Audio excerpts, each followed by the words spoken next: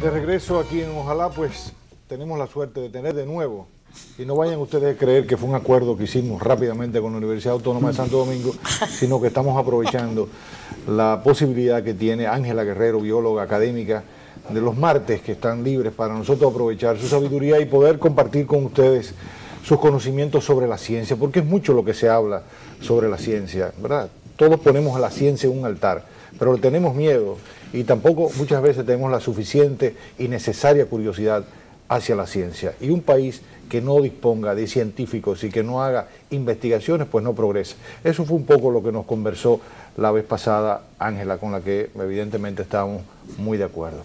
Hoy el tema que vamos a tratar con ella es la naturaleza social del conocimiento y de la ciencia. Ángela, nos alegra muchísimo tenerte por aquí, sí, aportando un poquito de luz, ¿verdad? Gracias por darme de nuevo la oportunidad. Buenas noches, amigos de Ojalá. Esto de naturaleza social, tú has querido tratar este tema, nos dijiste a Ramón y a mí, mire, yo quiero ir a Ojalá a tratar el tema de la naturaleza social del conocimiento. ¿Por qué, Ángela? ¿Y qué es esto? Bueno, resulta que, como hablamos hace un tiempo, ¿no?, del problema de la investigación científica, del desarrollo de la ciencia, la naturaleza de la educación en ciencias, que es un problema, es una discapacidad del sistema educativo dominicano, porque estamos en los últimos lugares de los rankings en ciencias. Sí. Y eso yo explicaba que tenía razones porque no habían políticas públicas.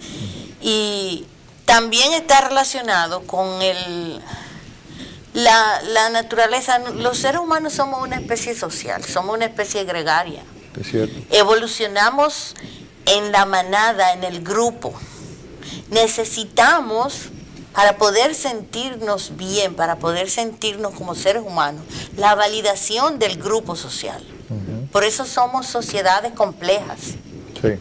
Y toda la evolución del ser humano y de la historia y del desarrollo social está ligado a eso, a nuestro comportamiento como grupo. No solamente como individuos, pero cada individuo a la vez necesita, para ser un individuo pleno, la validación de su grupo social. Y por eso hay tantas organizaciones diferentes, de tantos tipos y de toda naturaleza, porque nosotros somos una especie social. Hemos desarrollado y evolucionado, no solamente por la sociedad del conocimiento y nuestra cultura como seres humanos, sino es porque somos un grupo.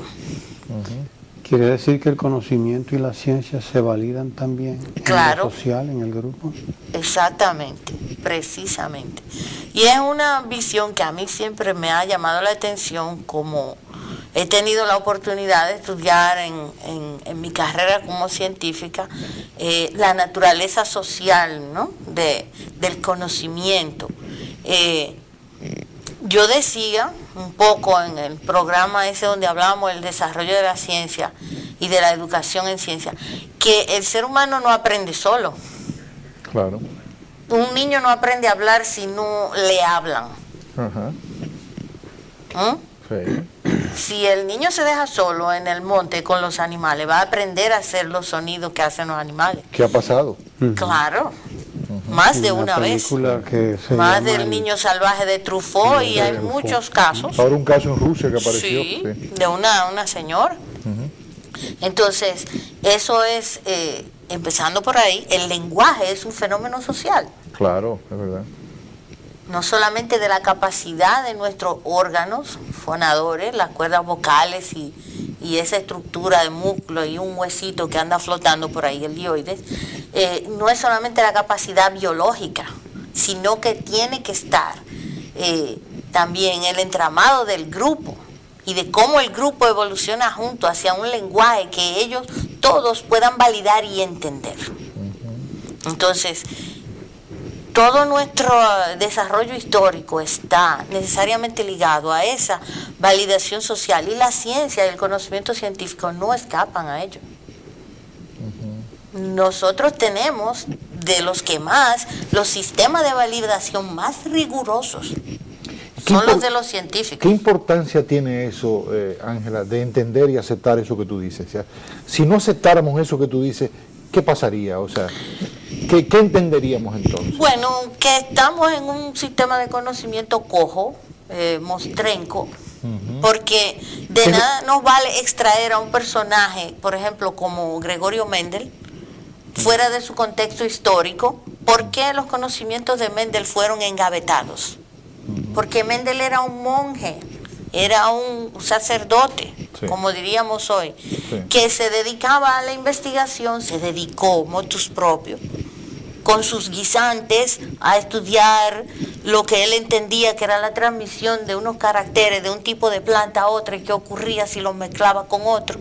Estamos hablando de genética. De genética, el padre de la genética, pero a eso no se le llamó genética hasta mucho tiempo después, porque Mendel no se atrevía a ir más allá del claustro en el que vivía como monje que era, y mucho menos a usar palabras como sexo para hablar de las plantas hembra y las plantas macho y las flores y esto, porque eso eran palabras prohibidas por la iglesia.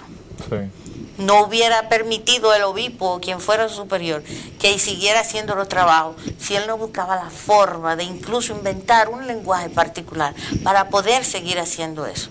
Y gracias que lo pudo hacer, porque aunque sea tarde y después, esos trabajos fueron redescubiertos y validados como lo que significaron un gran avance en la investigación metódica y rigurosa que hizo Mendel de sus guisantes. Tú lo que estarías diciendo como conclusión, me atrevo yo a pensar, Ángela, es que debemos aspirar a una sociedad que sea lo suficientemente abierta, comprensiva, que entienda la utilidad de la ciencia, para que cree un buen ambiente para los científicos y que florezca la ciencia, ¿verdad? Y que se trate dentro de un marco ético, claro está, pero sin tantas restricciones, contratiempos. Por ejemplo, un país como Inglaterra se perdió de ser el primero donde se practicara la cirugía cardiovascular, corazón abierto, y se hizo en Sudáfrica. ¿Por qué? Porque estaba prohibido en Inglaterra. Como ahora se prohíbe que la investigación con las células madre vaya más allá, a pesar de que hay tantas enfermedades que se podrían beneficiar. De hecho, aquí en nuestro país hay gente que viene a hacerse tratamientos con células madres, se la inyectan en su corazón y van bien, que yo sepa, porque aquí no hay esas restricciones y yo lo veo bien. Claro, yo no estoy diciendo que se deje la ciencia por la libre, porque todos sabemos lo que pasa. La ciencia nos llevó a Hiroshima y a Nagasaki también, ¿no? Exactamente, ya nos legó al doctor Mengele, nazi, de la herencia de Hitler y de todos esos experimentos, entre comillas, que eran barbaridades cometidos con la gente, con la población judía de aquel tiempo, y nos dejó Hiroshima y Nagasaki una exageración, un abuso de poder, que no era necesario ese bombardeo. Ángela, quiero pedir tu permiso, tenemos que hacer una primera pausa. No se muevan, quédense ahí un minuto nada más y estaremos de regreso con la profesora Ángela Guerrero.